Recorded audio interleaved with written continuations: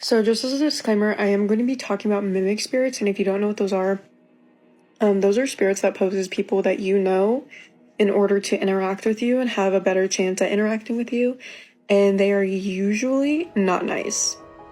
And I don't know if this was a mimic or what exactly this was, but the intervals for the story happened from October 2023 to January 2020, or to October 2022 to January 2023. So to set the scene, I am at my boyfriend's parents' house. I am coming home for a weekend from college, and they had just gotten this huge wood wick candle, and they really wanted me to listen to it, so they lit it, because if you've never heard a wood wick candle, they crackle instead of don't make any noise, and they sound pretty cool. So I'm typing my paper at their dining room table, or their kitchen table, and I'm really honing in on listening to this candle. My boyfriend is not there, and my boyfriend's parents have their backs facing to me watching TV.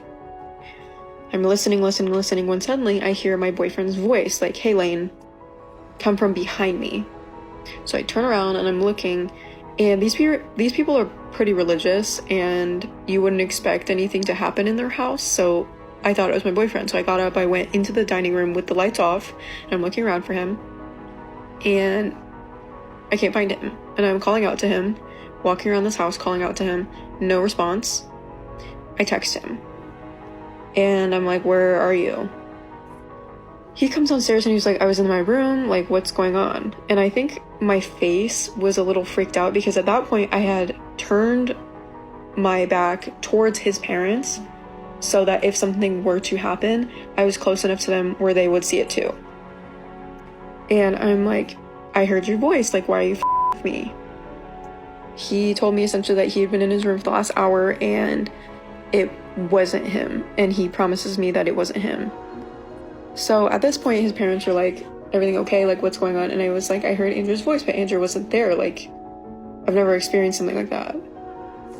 And they're like, "It's fine, whatever." It not essentially happens, but they were just like, "Just leave it." And that's what I did. I just left it.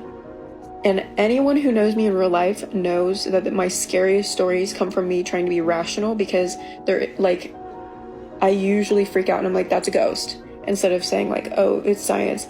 But when it's the opposite way and I'm like, "Oh, it was science," it's usually a spirit.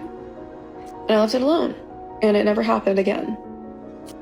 And it's important to note that my boyfriend's parents didn't have a dog at that time, and in January of 2023 they got a dog. His name is Oakley. He's a Wheaton.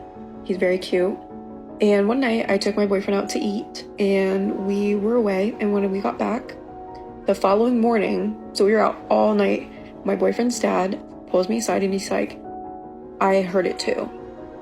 And I was like, "What did you hear?" Because it had been months at that point and I had no idea what he was talking about. He goes, "Andrew's voice. I heard Andrew's voice."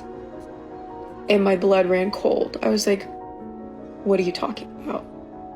And he goes on and proceeds to tell me that last night he heard Andrew open the garage door and go into the bathroom right next to the garage door and say "Hey, I'm home." He responds back to it, and he knows he's not crazy because the dog got up, Oakley, and he walked towards the garage door. And when Oakley wasn't coming back, he got up and went to go see what it was about. Then the bathroom door was open and nobody was there. He checks Andrew's room, he's not there. So I have a couple questions, what the hell was that? What is that? And there's another story that his sister had about this thing 2 or 3 months later, and it happens in 2 to 3 month intervals. We haven't heard it since 2023, and it is by far one of the scariest things that ever happened to me, because why does it sound like my boyfriend? And I posted about this story a long time ago, and people were like, "You're not supposed to respond." How the hell was I supposed to know that was a spirit? How the hell was I supposed to know that?